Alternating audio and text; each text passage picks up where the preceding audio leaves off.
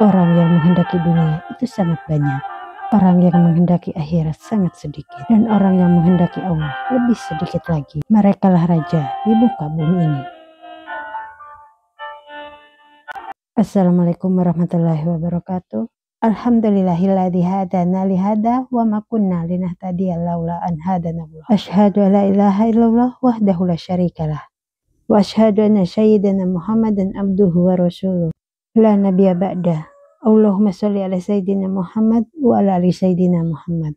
Baiklah, pada kesempatan kali ini mari kita renungkan bersama yang mana telah dipaparkan dengan begitu epiknya oleh Sultanul Aulia Syekh Abdul Qadir Al-Jailani. Ahad pagi tanggal 2 Dzulqa'dah 545 Hijriah di pondok Syekh Abdul Qadir Al-Jailani berkata, kehendakmu kepada Allah Subhanahu wa taala belumlah benar.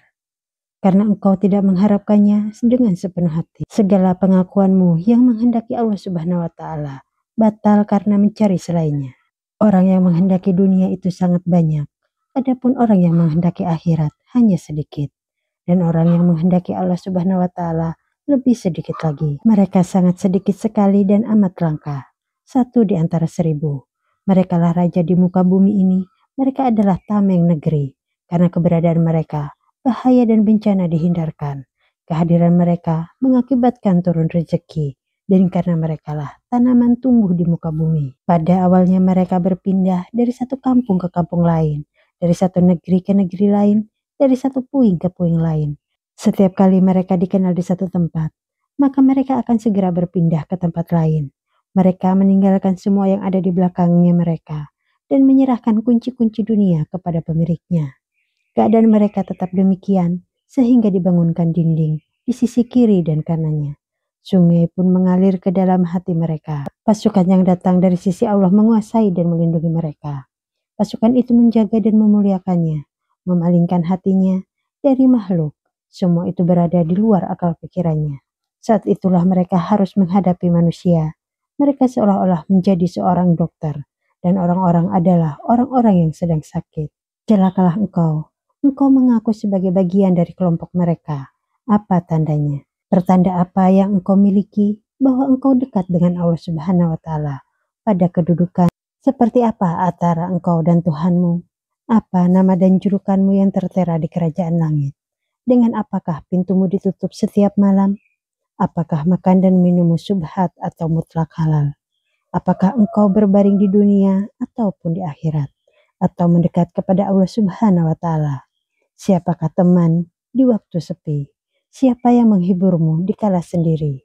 Sungguh dusta, temanmu ternyata adalah nafsu, setan, syahwat, dan juga pikiran duniawi.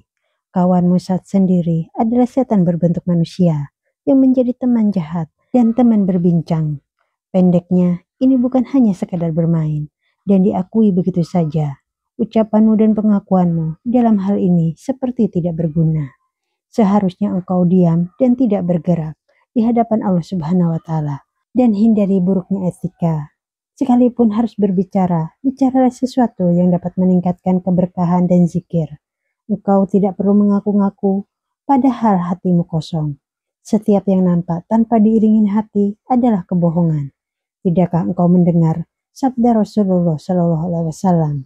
Tidakkah termasuk berpuasa orang yang selalu memakan daging manusia atau ghibah? Beliau menegaskan bahwa puasa itu bukan sekedar menahan lapar dan dahaga, tetapi harus diiringi dengan meninggalkan dosa.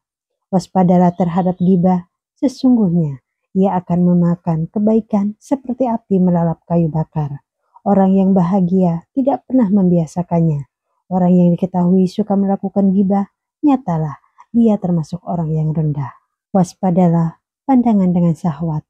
Sesungguhnya ia dapat menumbuhkan maksiat di dalam hati dan akibatnya sangat buruk, baik di dunia maupun di akhirat. Waspadalah terhadap sumpah palsu, karena ia membawa kepada kerusakan, menghilangkan keberkahan harta dan juga agama. Celakalah engkau mengimpakan hartamu diiringi dengan sumpah palsu, dan menimpakan kerugian kepada agamamu.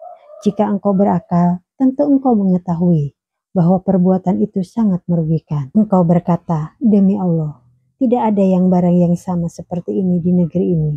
Apa yang aku jual ini tidak dimiliki oleh orang lain. Demi Allah, barangnya sama seperti ini dan itu.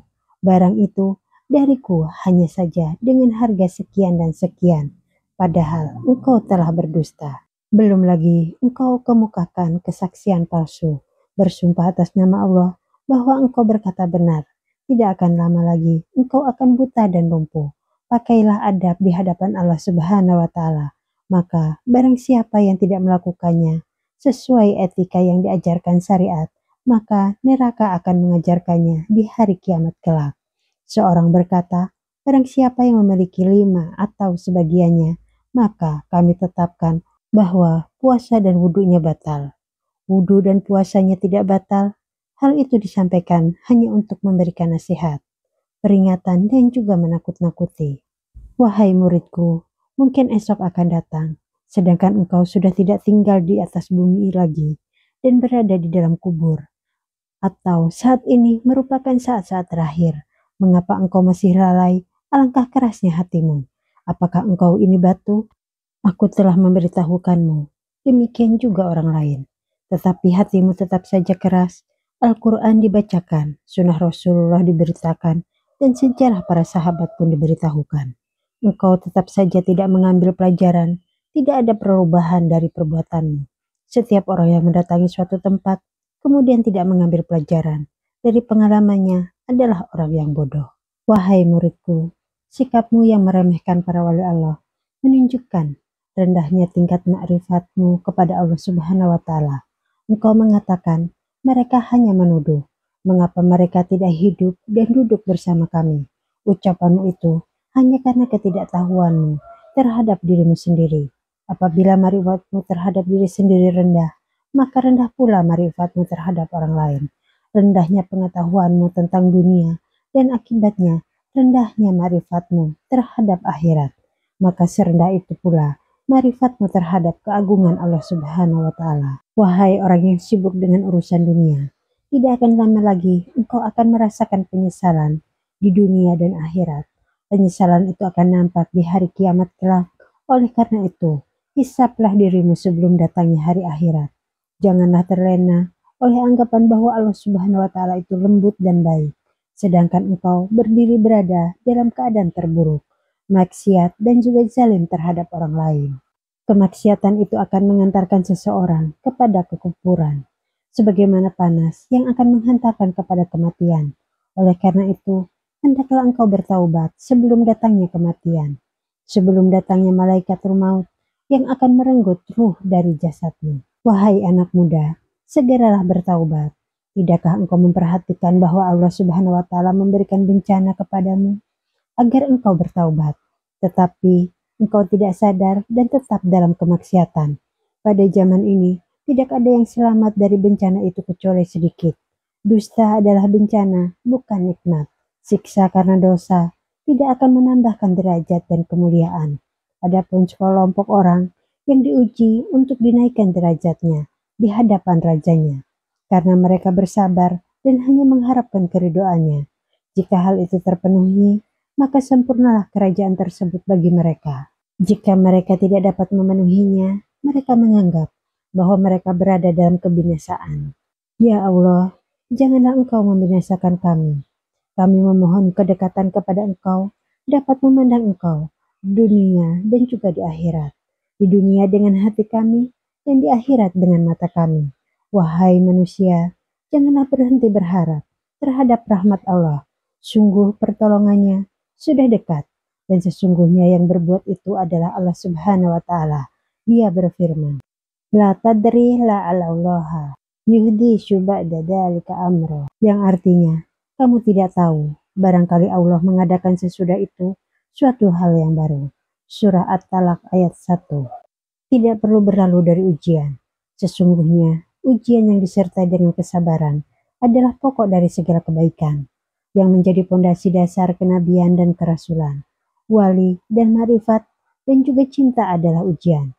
Akan tetapi, ujian tanpa kesabaran tidak akan menjadi pondasi apa-apa. Tidak akan berdiri suatu bangunan jika tidak ada pondasi. Tidakkah engkau perhatikan bagaimana sebuah rumah yang berdiri di atas lumpur? Berlarinya engkau dari ujian menunjukkan bahwa engkau tidak menginginkan derajat wali, Marifat dan kedekatan dengan Allah Subhanahu wa Ta'ala. Bersabarlah dan beramallah sehingga engkau berjalan bersama dengan hatimu, ruh dan juga jiwamu menuju ke hadapan Allah Subhanahu wa Ta'ala. Para ulama, para wali dan abdal adalah pewaris para nabi. Mereka adalah perantara yang dipanggil ke hadapan manusia.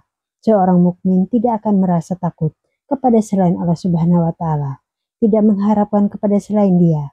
Hati dan jiwanya telah diberikan kekuatannya. Bagaimana mungkin hati mereka tidak kuat, sedangkan kekuatan itu sendiri yang menghantarkan mereka ke hadapannya. Hati mereka senantiasa berada di sampingnya, meski jasadnya berada di bumi. Allah Subhanahu wa Ta'ala berfirman, wa innahum indana laminal mustafainal ahyar, yang artinya, dan sesungguhnya di sisi kami, mereka benar-benar termasuk orang-orang pilihan yang terbaik. Surah Shad ayat 47. Mereka dipilih di antara keluarga dan juga orang-orang yang sejaman dengannya. Mereka mempunyai keistimewaan, makna dan bentuknya. Oleh karena itu, mereka meninggalkan makhluk dan juhud terhadapnya. Ketika mereka berjalan ke depan, maka tumbuhlah rumput pada jejak mereka. Mereka tidak pernah ingin kembali.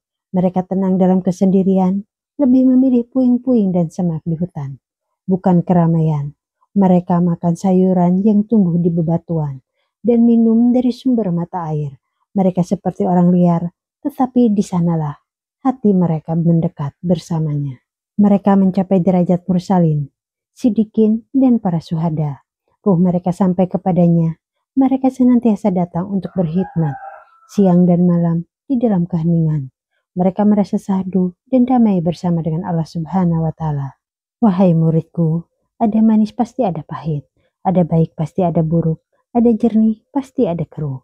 Jika engkau menghendaki kejernihan dalam dirimu, buanglah makhluk dari hatimu. Bergabunglah bersama Allah Subhanahu wa Ta'ala. Tinggalkan duniawi dan keluargamu. Serahkan mereka kepadanya. Keluarkan hatimu semurni-murninya. Mendekatlah ke pintu akhirat, lalu masuklah ke dalamnya. Jika engkau tidak menemukannya, maka keluarlah, berlarilah untuk mencari dan mendekat kepadanya. Jika engkau menemukannya, maka engkau akan mendapati kebersihan di sisinya. Seorang yang mencintai Allah Subhanahu wa Ta'ala tidak akan mencari selain Dia. Adapun surga hanya menjadi tempat tinggal bagi orang yang mencari derajat, rumah bagi orang yang berjual beli dengannya. Allah Subhanahu wa Ta'ala berfirman, wa fiha ma tastahihil anfusu wa taladul ayunu, yang artinya, dan di dalam surga itu terdapat segala sesuatu yang diinginkan oleh hatimu dan sedap dipandang mata. Surah Az-Zukhruf ayat 71. Dia disebutkan tentang hati, tentang nurani dan makna. Surga adalah untuk orang yang berpuasa, bangun malam, meninggalkan dunia, dan juhud dari kesenangan dan kenikmatan. Mereka menukar puasa dengan puasa, kebun dengan kebun, rumah dengan rumah. Aku menginginkan engkau beramal, bukan hanya berbicara. Orang arif yang beramal karena Allah Subhanahu wa Ta'ala, meskipun dipukul tetapi dia tetap bekerja dan tidak berbicara. Seperti hanya bumi yang diinjak, dicangkul, dan dibajak, ia tetap diam. Para wali tidak melihat apapun kecuali Allah Subhanahu wa Ta'ala, tidak mendengar kecuali suaranya. Mereka mempunyai hati tanpa lidah. Mereka menjadi pedoman bagi yang lainnya dan senantiasa ada di dalam keadaan demikian. Dan jika Allah Subhanahu wa Ta'ala menghendaki, Dia akan menjadikan hati sebagai lisannya sehingga mereka seperti orang yang dibius.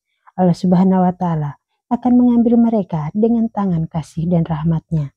Allah Subhanahu wa Ta'ala akan menjadikannya sebagaimana Dia menjadikan Musa, sebagaimana firman-Nya, wastana'tu kali nafsi, yang artinya, dan aku memilih dirimu untuk diriku. Surah Toha ayat 41. Laisa kamislihi sayun wa huwa samiul basir, yang artinya, tidak ada sesuatu yang serupa dengannya, dan Dia yang maha mendengar, maha melihat. Surah Asy-Syura ayat 11. Allah Subhanahu wa Ta'ala memberikan kelapangan tanpa kepayahan, kedamaian tanpa kesusahan, nikmat tanpa siksa, suka tanpa benci, manis tanpa pahit, dan kejayaan tanpa kebinasaan. Allah Subhanahu wa Ta'ala berfirman, hunalikal walayatu lihil haq, di sana pertolongan itu hanya dari Allah Subhanahu wa Ta'ala yang hak. Surah Al-Kahfi ayat 44. Barang siapa yang mencapai derajat ini, maka dia akan memperoleh kedamaian. Adapun dalam keadaanmu yang sekarang ini, tidak akan ada kedamaian di dunia. Karena di dunia adalah negeri yang keruh dan penuh dengan bencana. Oleh karena itu, engkau harus keluar darinya. engkau harus mengeluarkan dunia itu dari dalam hatimu dan juga dari tanganmu. Jika tidak sanggup, letakkan pada tanganmu dan jangan menyimpannya dunia di dalam hatimu. Jika sanggup, keluarkan dari tanganmu dan berikan kepada fakir miskin yang lebih berhak mendapatkannya. Mereka adalah keluarga Allah Subhanahu wa Ta'ala. Engkau tidak akan luput dari apa yang sudah pasti menimpamu, baik dalam keadaan kaya maupun miskin, juhud ataupun senang. Wilayah itu memerlukan kemurnian dan kebersihan hati nurani. Hati nurani akan menjadi bersih dan murni dengan cara mempelajari ilmu dan mengamalkannya dengan ikhlas dan penuh kesungguhan, mencari keridhaan Allah Subhanahu wa Ta'ala. Wahai muridku, pernahkah engkau mendengar, pelajari fikih lahir, setelah itu menyepilah untuk memperdalam fikih batin. Beramalah dengan fikih lahir, sehingga amal itu dapat mendekatkanmu kepada ilmu yang belum pernah engkau amalkan. Ilmu lahir ini merupakan penerang untuk bagian luar, sedangkan fikih batin akan menerangi ruang terdalam pada batin, yaitu cahaya di antara engkau dengan Tuhanmu yang agung. Setiap kali engkau mengamalkan ilmumu, maka semakin dekat kepada jalan untuk mencapai Tuhanmu. Kemudian terbukalah pintu antara dirimu dengan Dia, dan diangkatlah tirai yang menghalangi pintu khusus untukmu. Ya Tuhan kami, berikanlah kebaikan dunia dan kebaikan akhirat kepada kami, dan peliharalah kami dari siksa api neraka. Amin ya robbal alamin. Demikianlah, kurang dan lebihnya kami mohon maaf. Subhana rabbika rabbil izzati amma yasifun, wassalamu ala mursalin, walhamdulillahi rabbil alamin. Wabillahi taufiq wal hidayah. Wassalamualaikum warahmatullahi wabarakatuh.